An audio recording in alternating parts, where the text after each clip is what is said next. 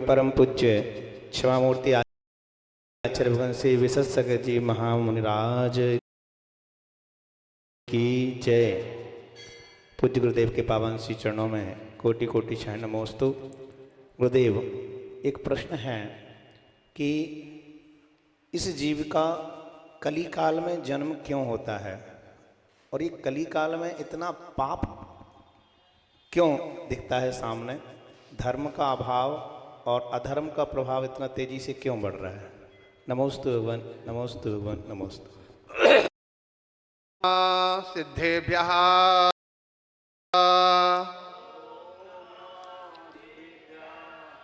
पूजनीय इंद्रों से अर्हत सिद्ध क्षेत्र सिद्धि स्वामी, जिन शासन को उन्नत करते सूर्य मुक्ति पथगामी।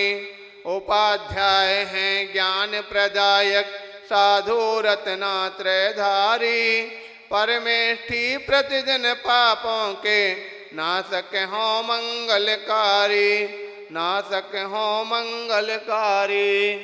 बोले अनंत अनंत परम सिद्ध भगवान की, ऋषभादि 24 तीर्थंकर भगवान की, 1008 श्री मूलनायक मुनसुबतनाथ भगवान की, आचार्य गुरुदेव विराग सागर जी महाराज की, अहिंसामयी विश्व धर्म की। बोले परम पूज्य क्षमामूर्ति आचार्य परमेष्ठी श्री विशद सागर जी महाराज की, समस्त मुनि संघ की। सामने आके बैठ जाओ तू, चल सभी जने सामने आके बैठ जाए। प्यारे बंधो, बहुत अच्छा प्रश्न किया। कली काल में जीवों का जन्म क्यों होता और कली काल में इस प्रकार की पाप प्रवृत्तियां क्यों बढ़ रही हैं? सीधी सी बात है, काल कब से है? अनादिकाल से चल रहा है। संसार कब से? अनादिकाल से चल रहा है। कब तक चलेगा? अनंत काल तक चलेगा। और जब काल अनादि से अनंत काल चलेगा तो जैसा है वैसा थोड़ी बने रहेगा। काल का तो मतलब ही परिणमनशील है। पंच परावर्तन संसार का नियम है। पंच परावर्तन संसार के अंदर अनादिकाल से होते आ रहे हैं। पंच परावर्तन आप सभी जानते हैं। कौन से पंच परावर्तन हैं? द्रव्य परावर्तन, क्षेत्र परावर्तन, काल परावर्तन, भाव परावर्तन और भाव परावर्तन। ये पंच परावर्तन अनादिकाल से संसार में चल रहा है। अब जब अनादिकाल से परावर्तन चल रहा है तो परावर्तन को अपन किस रूप में समझें? तो जैन सिद्धांत के आधार पर उसको दो कालों में विभाजित किया गया। दो काल कौन कौन से? एक उत्सर्पणी काल और दूसरा अवसर्पणी काल।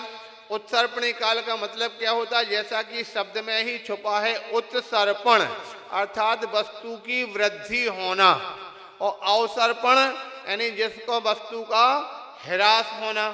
तो जिस काल में व्यक्ति के विभिन्न प्रकार के गुणों में, व्यक्ति के अवगाहना में, व्यक्ति की भावना में, व्यक्ति की सुख शांति आनंद में जो वृद्धि होती है, ऐसे काल को उत्सर्पण काल यानी उत्सर्पणी काल कहा जाता है। और जिसमें हीनता होती है उसे अवसर्पण काल कहा जाता है। तो ये काल कौन सा चल रहा? अवसर्पण काल चल रहा। और अवसर्पण काल में जो क्रम से होने वाले प्रथम 3 काल, उत्तम भोगभूमि, मध्यम भोगभूमि, जघन्य भोगभूमि, फिर चतुर्थ काल प्रारंभ होता है। जिस चतुर्थ काल में जो है तीर्थंकर इत्यादि का उद्भव होता है और तीर्थंकर उत्पन्न होकर के भव्य जीवों को संदेश देते हैं, मोक्ष मार्ग दिखाते हैं। ध्यान रखना, 6 कालों में एकमात्र एक चौथा काल ही एक ऐसा होता है कि जब वास्तविकता में धर्म की प्रवृत्ति हुआ करती है। चौथा काल का अंत होते ही धर्म की प्रवृत्ति का भी अंत होने लगता है। वास्तविक धर्म जो पंचम काल में तो कहाँ होता? वहाँ बताइए, ना तो कोई को छाया समय दर्शन प्राप्त होना, न किसी को केवल ज्ञान प्राप्त होना, और न किसी के लिए इस प्रकार से मोक्ष जाना। हो सकता कोई चौथे काल का जन्मा हुआ हो पंचम काल में कदाचित किसी को केवल ज्ञान प्राप्त हो जावे, आज हो जा अलग बात है। बाकी पंचम काल में जन्मे हुए जीव के लिए केवल ज्ञान प्राप्त होना नहीं है, छाया ज्ञान प्राप्त होना नहीं है, मोक्ष जा पाना नहीं है। तो वास्तविकता में तो चौथे काल में ही प्रवृत्ति धर्म की होती है, मोक्ष की प्रवृत्ति होती है। पंचम काल में तो एकमात्र जो चल रहा था वो धर्म का उपसंहार होता रहता। धर्म की प्रवृत्ति की थोड़ी सी चलती चलते ढलती का नाम है। तो इस प्रकार से ये पंचम काल जो होता है, इस पंचम काल को लोग क्या बोलते हैं, कली काल होता। वो पंचम काल जब तक रहता तब तक ही थोड़ा सा धर्म की श्रावकों के द्वारा, साधुओं के द्वारा अपने जीवन में थोड़ा सा धर्म की प्रवृत्तियां होती हैं, और पंचम काल के अंत में तो उसका भी लोप हो जाता है। तो कहने का तात्पर्य पंचम काल को ही लोग कली काल की भावना नाम दे रखा है। ऐसे कली काल में जैसा कि उसका नाम है, कली काल का नाम उसकी आपको यानी शब्दार्थ के आधार पर क्या लगाएंगे, कली काल किसे कहते हैं? कली का मतलब क्या होता? कली यानी कलह, काला, ये भी कह सकते हैं। जहां कालापन होता है, कालापन में कभी लेस्याएं, 6 लेस्याओं में पहली लेस्या कौन सी? कृष्ण लेस्या। कृष्ण लेस्याधारी जो जीव होंगे, क्या उनके जीवन में क्या शांति, क्या उनके जीवन में धर्म, क्या उनके जीवन में प्रेम, ये सब हो सकता है क्या? तो नाम ही कली बता दिया। तो पहले कालापन जहां पर होता है तो कालेपन में लोगों के परिणामों में कलुषता रहती है, और कलुषता जहां पर रहेगी तो वहां कलुषता में कभी शांति होने वाली नहीं है। एक पहले नंबर पे एक बात आ गई। दूसरा कली का तात्पर्य होता है कलह। जो कलह का युग है उसे क्या बोलते? कलिकाल बोलते हैं। तो चारों ओर इस काल का यानी काम ही कलह करने कराने का है। आप देख लीजिए पूरे विश्व में चारों तरफ क्या हो रहा, कहाँ कहाँ शांति है? कहीं शांति नजर आती क्या? विश्व में कहीं शांति? लोग दुनिया में विश्व शांति के नारे लगाते हैं, विश्व शांति अमर रहे, विश्व शांति अमर रहे। क्या विश्व में शांति है क्या जो अमर रह जावे? जब विश्व में शांति है ही नहीं है फिर अमर क्या रह जावे? हमको लगता है तो मूर्खता की बात हुई। आपने सुना होगा एक बार कहीं किसी स्थान पर व्यक्ति कहावत है कि नाम बड़ा या काम। ध्यान रखना, नाम बड़ा नहीं काम बड़ा होता है। एक गांव में एक कोई किसान का लड़का या कोई व्यक्ति रहता था, उसको छोटा सा था, उसके परिवार के लोग उस बच्चे के लिए क्या बोलने लगे? नाम तो था उसका ठलूपाल, और बोलने लगे उसको ठलुआ। ठलुआ जानते ना क्या होता? ठलुआ जो कुछ काम धाम नहीं करता, निठल्ला, ठलुआ ठलुआ बोलने लगे। बच्चों में तो अच्छा लगता है, लेकिन जब बड़ा हो जाता है तो नाम खलने लगता है, चुभने लगता है। यार क्या नाम रखा? वो पहले तो बोलते रहे, जब बड़ा हो गया शादी हुई, शादी होने के बाद जब पत्नी आई उसने सुना ठलुआ, उसका तो दिमाग खराब हो गया। बोले यार हमारे श्रीमान जी को तो ठलुआ बोलते हैं। और उसके लिए बार बार पत्नी कहती है वो किसी के पास जाए कहने के लिए, तो उसने कहा ऐसा कर अपना नाम बदल दो तुम। बोले नाम बदल दो, नाम तुम क्या कहे नाम बदल करके? हमारे बुजुर्ग से चल रहा नाम से क्या फर्क पड़ता, काम अच्छा होना चाहिए, हमारे काम में तो कोई कमी नहीं। बोले नहीं कमी नहीं है। तो बार बार वो कहती नाम बदल दो, कहता अरे यार ठीक है चलो रहने दो। काफी समय हो गया, एक दिन किसी के घर में यहाँ पर शादी थी। पहले के समय में शादी संबंध में गांव की महिलाएं सब इकट्ठी होकर के शादी में काम कराने जाती थी, ठीक है कि नहीं? जाती थी कि नहीं? आजकल से हमको लगता है सारी प्रवृत्तियां चेंज हो गई। तो वहां पर शादी होती, बारात आने वाली थी। तो वहां पर जैसे ही देखा वहां पर गांव के प्रधान सरपंच उसके घर पे जाके पहुंचे। वो देखा क्यों भाई कैसी क्या तैयारी है, शादी की बारात आने वाली है, कब तक कैसे क्या आने वाले हैं। जैसे सरपंच जी पहुंचे तो उस परिवार की जहाँ शादी थी, उस परिवार की महिला आके रोने लगी। बोले देखो सरपंच जी अभी तक कोई नहीं आया और बारात बिल्कुल ठिकाने पे आने वाली है, दिन बूढ़ने वाला है, और बताओ कैसे हमारी हम नाक कटने वाली है, बारात आ जाएगी, हम किसी को क्या खिलाएंगे क्या करेंगे, कोई आए नहीं है काम कराने के लिए। जब इस प्रकार से जो सरपंच साहब ने, प्रधान जी ने सांत्वना दिलाई, बोले बेटा कोई बात नहीं, धैर्य रखो, चिंता मत करो, अभी हम सूचित कर रहे हैं, सब काम ठीक हो जाएगा, रोने की वो जरूरत नहीं है। इतने में देखा कि ठल्लू की घरवाली सामने आती दिखी। तो उस समय पर प्रधान जी बोलते हैं, देखो देखो वो आ रही ठल्लुआ की घरवाली, बड़ी होशियार बहू है, वो आकर सारा काम संभाल लेगी, चिंता मत करो। इतना सुनते ही अरे भागो, बताओ प्रधान जी भी ठल्लुआ कह रहे हैं हमारे श्रीमान जी को, और इतना सुनते ही वो गुस्से में आकर के तुरंत उल्टे पैर लौट के आपके घर पहुंची और घर में आकर के कोप भवन में जा पहुंची। कोप भवन जानते ना कहां पर होता? कोप भवन कैसा होता? कोप भवन और तोप भवन एक जैसे होते हैं। कोप भवन यानी पलंग पे जाकर के उल्टी जाकर के पड़ गई। थोड़ी देर के बाद जब ठल्लू जी अपने कहीं काम वाम करके खेत से लौटे, लौट करके आके देखते, आवाज लगाते, रे भाई शांति कहाँ पे है? अरे भाई शांति, नाम तो है शांति बाई और है क्रांति बाई, कहाँ है शांति, कहाँ है शांति? आवाज लगाई, कोई आवाज नहीं। अंदर जाकर के देखा तो पलंग पर उल्टी पड़ी हुई और कहते फुसकने की आवाज आ रही है। क्या हुआ भाई? सिर दर्द कर रहा क्या? स्वास्थ्य ठीक नहीं है? क्या हुआ? क्यों परेशान हो रहे, क्यों रो रहे, क्या हुआ? एक बार पूछा, बता तो कुछ बोल ही नहीं रही तू। एक बार, दो बार, तीन बार पूछा, ये कुछ नहीं बोली। अरे भाई क्या हुआ? हाथ फिर सिर पर रखा और फिर पूछा, भाई बता तो क्या हुआ? पहले तो बोले नहीं, और बोले तो ऐसे बोले जैसे बम के गोले। इतने दिन हो गया कहते कहते, नाम बदल दो, नाम बदल दो, आज तुम्हारी नाक कटवा दी तुम्हारे ने। देखो प्रधान जी कहते तो वो ठल्लुआ की घरवाली आ गई। बोले नाक कटा दी? हम तो कोई कंठी नजर आ रही, कहां से नाक कट गई है? फिर देखो तो मजाक करते हो। बोले अच्छा चलो कोई बात नहीं, हमें नाक कटी तो नहीं दिख रही है, लेकिन फिर भी अगर आपको नाक कटी लग रही है तो ऐसा करो, चलो भोजन वोजन, हम तो बोले कुछ नहीं करना, ना बनाना, ना खाना, ना खिलाना, कुछ भी नहीं करना, पहले नाम बदल दो। बोले ठीक है भाई, हम मान रहे हैं तुम्हारी बात को, नाम बदल दे रहे हैं, लेकिन पहले अच्छा बताओ कौन सा नाम रखें? बोले हम नहीं जानते, तुम अपने हिसाब से बदल दो। नाम बदल भी दो और बताना भी नहीं, हम जानते भी नहीं है। तो ऐसा करते हैं, खाना पीना तैयार करो, नाश्ता बनाओ, अपन चलते हैं बाजार में घूमने के लिए, जहां पर अच्छा नाम मिल जाएगा अपन वही रख लेंगे। ठीक है। और दोनों पति पत्नी चल देते हैं। रास्ते में नगर से बाहर पहुंचते हैं, खेत मिला और खेत में देखा कि एक कुम्हार की लड़की और उपले, कौन जानते हैं ना उपले, गोबर के, और बीन बीन का एक टोकने में भर लिया।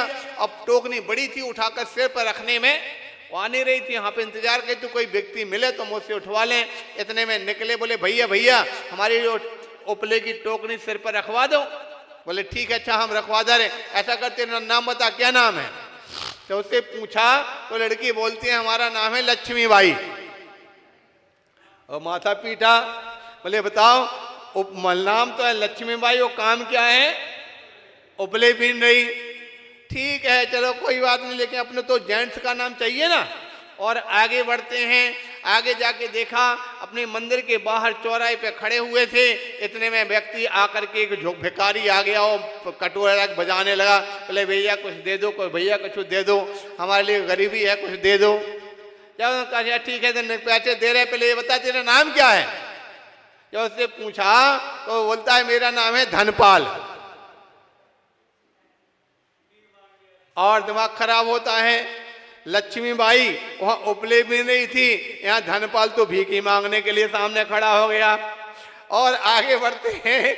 आगे जाकर के देखा तो देखा कि एक स्थान पर बहुत सारे लोग जाकर के एक बारात जा रही थी। बारात कही कि 4 आदमी, कंधे पर एक व्यक्ति लेटा हुआ, सफेद कपड़ा उसके ऊपर ढका हुआ था, वो जा रहे थे। बहुत सारे लोग सामने बोलते जा रहे थे राम नाम सत्य है, राम नाम सत्य है, अरहत नाम सत्य है, बोलते जा रहे थे। ये बात सही बोलते क्या? ठीक बोलते क्या? अरे बेईमानो, जब तक जीता है तब तक कोई राम नाम सत्य नहीं सुनाता। जब तक जीता तब तक अरहत नाम सत्य नहीं सुनाता। वो मरे मुर्दा को तुम अरहत नाम सत्य और राम नाम सत्य सुना रहे हो। जीते जी सुनाओ कि हाँ राम नाम सत्य है, तब तो कुछ बात समझ में आती है, मुर्दा को सुनाने के लिए जाते हो, किसके सुनाते हो? आवाज करते जा रहे थे जोर जोर से, वो व्यक्तियों ने देखा तो वो आज देखकर किसी से पूछा, भैया क्या है, क्या हो रहा, ये सब लोग कहाँ जा रहे हैं? तो अपने ब्रह्मचारी भैया सज्जा थे से बताते, बोले भैया व्यक्ति जो था ना वो मर गया है, तो उसको लोग दफनाने के लिए, जलाने के लिए ले जा रहे हैं। ले अच्छा, व्यक्ति मर गया है, कौन मर गया, उसका नाम क्या है? उसका नाम है अमरचंद।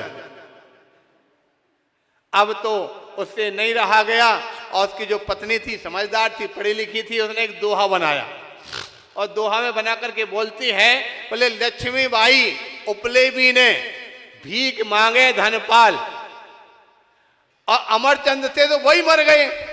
क्या बुरे हमारे वे ठलूपाल, क्या बुरे हमारे ठलूपाल। शायद समझ में आ गया होगा आप सबके लिए कि नाम कोई काम महत्वपूर्ण नहीं होता है, महत्वपूर्ण अगर होता है तो काम महत्वपूर्ण होता है। शायद हमको लगता है ये दुनिया के अंदर आप जो चल रहे हैं, ये बात कर रहे हैं, कौन सा काल? कली काल जो है, जैसा उसका नाम है वैसा ही काम है। कली यानी कलह का काल है। सारी दुनिया में चारों ओर कलह कलह नजर आ रहा है। चारों ओर क्या हिंदू, क्या मुस्लिम, क्या सिख, क्या ईसाई, चारों तरफ। और अभी तक तो समाजों के और अन्य चीजों के, वस्तुओं के नाम पर लड़ाइयां होती थी, लेकिन आजकल के हम तो लगता है धर्म और धर्म के स्थलों के नाम से सबसे ज्यादा लड़ाइयां होने लगी। एक कली काल का प्रभाव है। हमको लगता है कई बार तो ऐसे व्यक्ति देखे जाते हैं, वो घर में शादी विवाह में फंक्शन में अच्छी तरह से हाथ में बैठेंगे, खाएंगे पिएंगे एक साथ, मजा हंसी मजाक करके खेलेंगे कूदेंगे, और मंदिर में आएंगे तो बिल्कुल 36 का आंकड़ा, ये 13 पंथी है, मैं 20 पंथी है, 16 पंथी है, फलाना पंथी है, वे पंथी है, वो पंथी है। पता नहीं कौन से पंथी तुम्हारे, कौन से पिताजी पंथी बना करके चले गए। ये कहां पर, कौन से शास्त्र में आया पंथी? कौन से भगवान महावीर, कौन से आदिनाथ भगवान, कौन से तीर्थंकर वाले पंथी की बात करके गए हैं? बताइए। हमें तो आज तक कोई, ना तो तीर्थंकरों में किसी तीर्थंकर ने पंथी की बात करी, ना आज तक कोई हमारे लिए आचार्यों ने पंथी की बात करी। इतने बड़े बड़े आचार्य हो गए हैं, किसी आचार्य ने पंथी की बात कहीं कोई शास्त्र में हमें तक देखने में नहीं मिली। अब बताइए, जब पंथी की बात किसी शास्त्र में है नहीं है, जिनवाणी में नहीं है, तो जिनवाणी में नहीं होने वाली तो पंथी की बात कहां से आ गई? ये जिनवाणी तो नहीं हुई, क्या हुई? जनवाणी जरूर हो गई। आज जनवाणी जो होती है, वो जनवाणी को मानने वाला और जिनवाणी को मानने वाला सही कौन होगा? जिनवाणी को मानने वाला सही होगा कि जनवाणी को मानने वाला? और गलत कौन होगा? जिनवाणी को मानने वाला गलत होगा कि जनवाणी को मानने वाला गलत होगा? बताओ। सम्यक्ति कौन होगा? जिनवाणी को मानने वाला सम्यक्ति होगा कि जनवाणी को मानने वाला सम्यक्ति होगा? मिथ्यात्वी कौन होगा? जिनवाणी को मानने वाला मिथ्यात्वी होगा कि जनवाणी को मानने वाला मिथ्यात्वी होगा? अपने अपने हृदय पर हाथ रख करके किसी और से नहीं, अपने आप से पूछ लेना। और सम्यक्ति और मिथ्यात्वी, पंथी 13 पंथी 20 पंथी कहीं बाहर में नहीं होता, वो जिनवाणी के आधार पर ही पंथी बनता है। जो जिनवाणी में लिखा है वो भाई, आर्ट्स में जो कहने वाला 20 पंथी वाला क्या कहता? बोले हम नहीं जानते सही क्या है और गलत क्या है, हमें तो जो जिनवाणी में लिखा हम तो वो ही करेंगे। उसमें फूल लिखा तो फूल पटकेंगे, और उसमें फल लिखा तो फल पटकेंगे, उसमें जो लिखा हम तो वो पटकेंगे। क्या क्या चढ़ाते हैं कि पटकते हैं? यहां से लेकर वहां पटक दिया, वहां तो वहां लेकर के वहां पटक दिया। हमको लगता है चढ़ाने का तो तरीका भी नहीं मालूम लोगों को, कैसे चढ़ाया जाता है। यहां से लिया मुट्ठी भर, यहां पटक दिया, यहां से लिया मुट्ठी भर। चढ़ाने की भावना आप देखते हैं, जब भगवान के सामने पहुंचते तो सबसे पहले आपके हाथ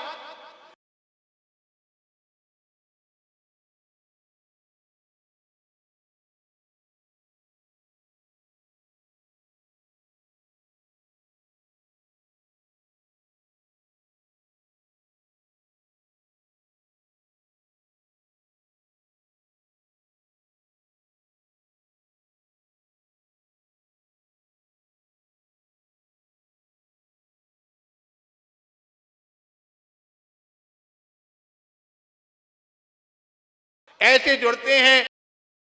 अगर हाथ में अर्घ हो, नारियल हो, तो कैसे अर्घ जा करके दोनों हाथ से पहुंच करके वेदी के ऊपर एवं चढ़ाया जाता, लेकिन एक हाथ से चढ़ाना है कि पटकना है?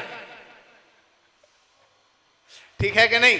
चलो खैर जो भी हो, कहने का तात्पर्य है, एक कहता हम तो जो जनवाणी में लिखा वो सही है कि गलत है हम नहीं जानते, और बात सही भी है, आगम भी यही कहता है, शास्त्रों में ही उल्लेख दिया, चाहे जनवाणी की बात को लो या गुरु की बात को लो। किसी ने कहा कि भाई हमारे लिए किसी गुरु ने जो उपदेश दिया हम तो जानते नहीं कुछ भी, गुरु ने जो बताया हम उस बात को मानते हैं, तो कौन सा दृष्टि होगा? ठीक है कि नहीं? और गुरु ने जो बताया हम उसको ना मान करके अपनी मन की चलाएं, तो कौन सा दृष्टि होगा? जनवाणी में जो बताया हम जनवाणी के आधार पर करें, फिर भी हमारे लिए बोले तो मिथ्या दृष्टि है, ये बीजपंथी है, ये भगाओ, ये हिंसा करता है, ये पाप करता। अरे हम पाप कर रहे हैं, तो जो निषेध कर रहा है वो पाप कर रहा है। आगम के अनुसार, जनवाणी के अनुसार हम कर रहे हैं, और फिर भी हमारे लिए पापी बताया जा रहा। ध्यान रखना। एक आपने बहुत सुना होगा, हम फिर भी आपको सुना देते हैं। एक श्लोक आता है मूलाचार में, मूलाचार में श्लोक दिया, उसकी लोगों ने आज वर्तमान खाट खड़ी कर दिया। श्लोक कौन सा है? बोले अन्य क्षेत्रे कृतम पापम धर्म क्षेत्रे विनश्यति, धर्म क्षेत्रे कृतम पापम वज्रलेपो भविष्यति। ठीक है ना? श्लोक में तो कोई कमी नहीं, श्लोक तो बिल्कुल सही है। अन्य क्षेत्रे कृतम पापम धर्म क्षेत्रे विनश्यति, धर्म क्षेत्रे कृतम पापम वज्रलेपो भविष्यति।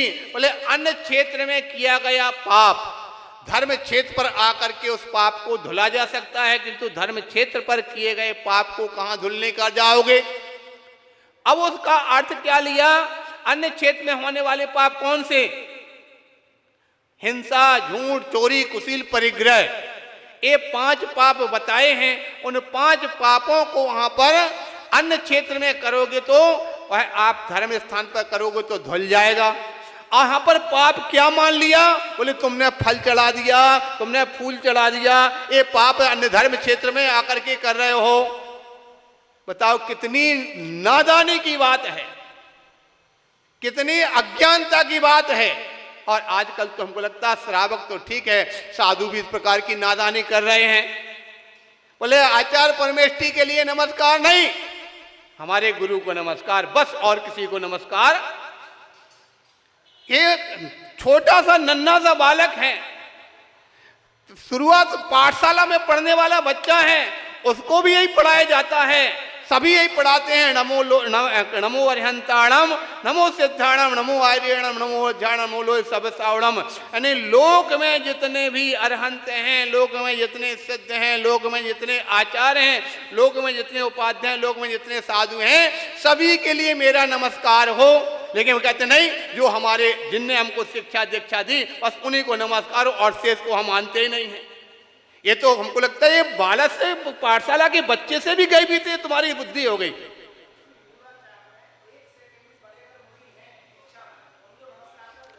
तो इस प्रकार से कहने का तात्पर्य है, ये हमको लगता है जनवाणी नहीं, ये जनवाणी है, एक खुरापाती बुद्धि है, एक कसाई बुद्धि है। जो कसाई बुद्धि वाला, वो कसाय करने वाला, वो साधु नहीं हो सकता। ऐसी कसाय तो कर रहा है और फिर भी कह रहा कि अब पाप, मंदिर धर्म स्थान पर पाप, यहाँ पर आकर के हम ये नहीं करने देंगे, हम वो नहीं करने देंगे, ये नहीं चढ़ाने देंगे, वो नहीं चढ़ाने देंगे।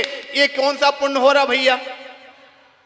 ये पुण्य हो रहा है कि सबसे बड़ा पाप राग द्वेष सबसे बड़े पाप हैं जो तुम यहाँ पर निषेध कर रहे हो। हम दीपक नहीं जलाने देंगे, हम धूप नहीं खाने देंगे, ये है सबसे बड़ा पाप।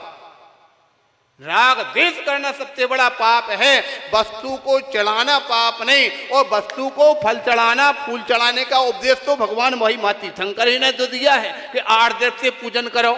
भगवान को किसने वही मना किया था, किसने प्रेरित किया था? भाई 8 द्रव्य से पूजन की बात करो तुम। वो कह देते भाई 5 द्रव्य से पूजन कर लो।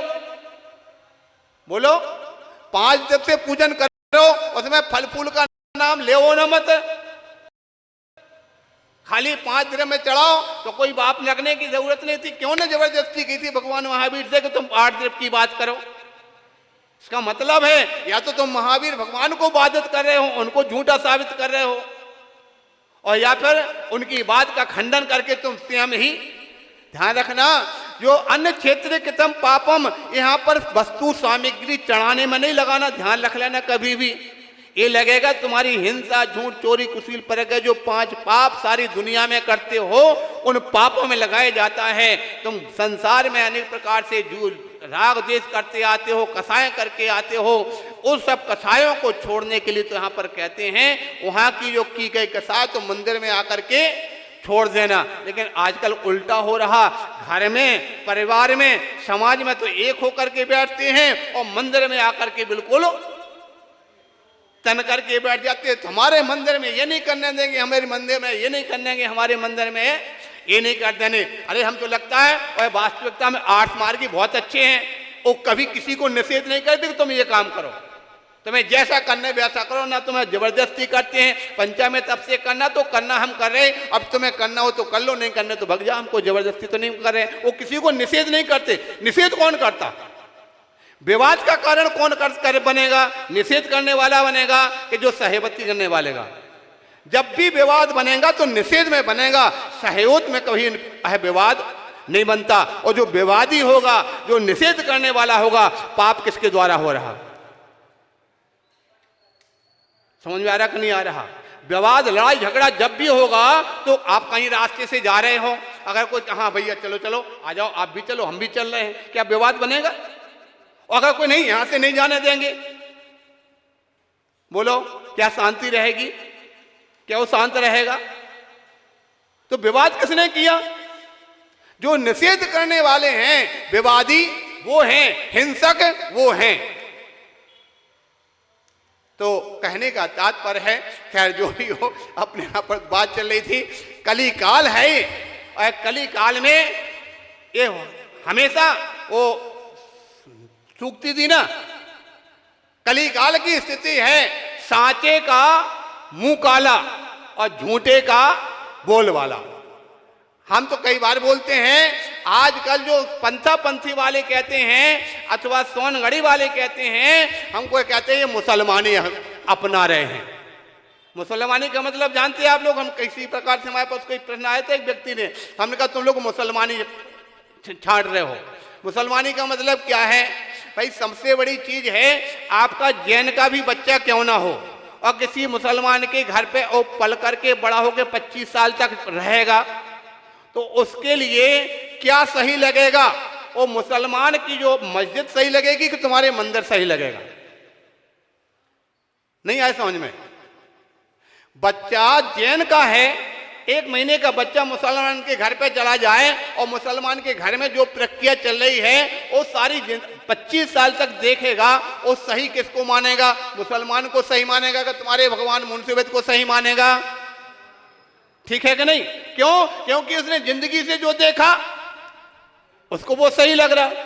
वही बात यहां पर हो गई। खासतौर से बुंदेलखंड में देखा जाता है, जन्म से कहीं वो फूल फल का तो नाम कभी जिंदगी में देखने सुनने में भी नहीं आया। हम भी लगभग 28 साल की उम्र तक हमने कभी फूल फल का नाम नहीं देखा कि मंदिर में भगवान के सामने फूल फल इत्यादि कभी कोई जाते हैं क्या। लेकिन जब राजस्थान में जयपुर साहिब वहां पर जाके देखे, देख अरे हुआ ये तो फूल चढ़ाते, अरे ये तो फल चढ़ाते, देख करके बाद में फिर जब शास्त्र में पढ़े, शास्त्र में तो सब यही चीज तो लिखी है, बेला और मचकुंद चमेली पारजात केलाओ, एला केला और कहते नारियल सब लेकर के आओ और सब चढ़ाते हो। बोले बड़े बड़े हम लोग वहां थे निवाई में, तो वहां पर एक बार बैठे थे ऐसे ही, तो यहाँ कुछ लड़के लोग केला की इतनी बड़ी झाप, उसमें कम से कम 50-60 केले लगे होंगे, वो केला ला करके सीधे, हमने कहा भाई यहाँ काय के लिए लाए, ये काय के रखे यहाँ पर? बोले महाराज चढ़ाए हैं। चढ़ाए केला? बोले हाँ। बोले हमारे महाराज गुरु जी पदम नंदी जी महाराज हैं, उनका कहना है कि बस उससे जो केले की जो होते हैं उससे तोड़ करके नहीं चढ़ाना, तोड़ रहे तो खंडित कर रहे हो तुम, जैसा है वैसा ही के वैसा ही चढ़ाना चाहिए। एक साथ इतना बड़ा झाप चढ़ा दिया फल। और शास्त्रों में भी लिखा, आपने कभी वो पढ़ा हो साथ को, तिलोय पन्नति, तिलोय पन्नति में उल्लेख आता है कि स्वर्ग के जो इंद्र आते हैं उसमें गुच्छे लिखा, सुपारी के गुच्छे लेकर के आते हैं, केले के गुच्छे लेकर के आते हैं, आम के गुच्छे लेकर के आते हैं, जामुन के गुच्छे लेकर के आते हैं और जाकर के पूरे गुच्छे ऐसे चढ़ाते हैं। तो इस प्रकार से कहने का तात्पर्य है कि जो शास्त्र में लिखा हुआ है अगर वैसा कर रहा और फिर भी हम उसको गलत साबित कर रहे हैं तो गलत है, वो नहीं। जो गलत साबित करने वाला गलत है। हमको अगर सीधी सी रुचि की बात है, एक को मीठा रुचता है, दूसरे को नमकीन रुचता है। मीठा रुचने वाला मीठा खाता है, नमकीन वाला नमकीन खाता है। अब गलत कौन है, मीठा वाला गलत है क्या या नमकीन वाला गलत है? अब दोनों अपने अपने स्थान पर सही है। तुमको नहीं रुचता है मत करो, लेकिन दूसरे को बात सामने वाले को गलत साबित तो मत करो भाई, या उसको निषेध तो मत करो। हम मीठा खाते तुम ही मीठा खा, मीठा खाएगा बेचारे को उल्टी और हो जाएगी। जिसको मीठा नहीं भाता, हमारे महाराज बैठे ना, ये बाजू में बैठे हैं दिल्ली वाले महाराज। एक दिन हाथ चल रहा था सामने, तो हम पुष्पगिरी में थोड़ी सी हमने कहा भाई महाराज हैं तो ऐसा करो, थोड़ी सी बूंदी है महाराज को दे करके आ जाओ। और जैसी बूंदी उन्हें इतनी सी बूंदी महाराज के हाथ में दी, मुंह में दी, करने लगे। हमने क्या हो रहा भैया, जल्दी पानी पिला। और पानी पिलाया, जल्दी घुटक करके अंदर ले ली तो उल्टी हो जा रही थी। अगर कोई अब बताओ मीठा तो खिला रहे हो, वो नहीं रुच रहा तो तुम क्या करो उसके लिए? ठीक है, इसलिए जिसको जो रुचता है उसको वो दें तो बहुत अच्छा, उसका स्वास्थ्य भी ठीक रहेगा। खैर जो भी हो, अपने आप पंडित जी का प्रश्न है, कली काल है, कली काल में सांचे का मुंह काला और झूठे का बोल वाला ये चल रहा है।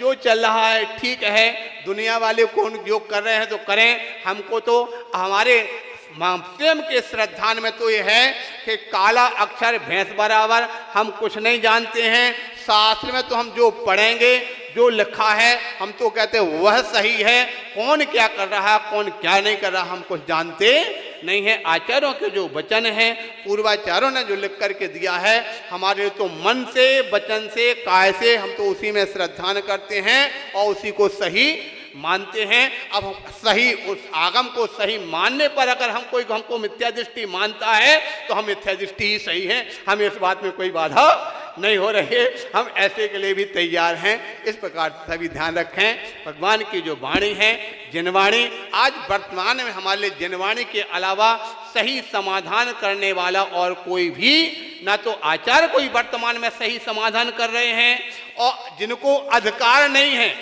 समाधान करने का अधिकार आचार्यों को है, लेकिन आचार्य तो चुप बैठे और मुनि बन करके जिज्ञासा समाधान और अपनी मन गणत लोगों को दुनिया को पेलने और पिलाने के लिए तत्पर होते हैं। जिज्ञासा समाधान, जिज्ञासा समाधान, ध्यान रखना है जिज्ञासा समाधान तो है ही नहीं। जिज्ञासा समाधान तब होगा जब आपके एक प्रश्न के बाद 10 प्रश्न अपने आप खड़े होते।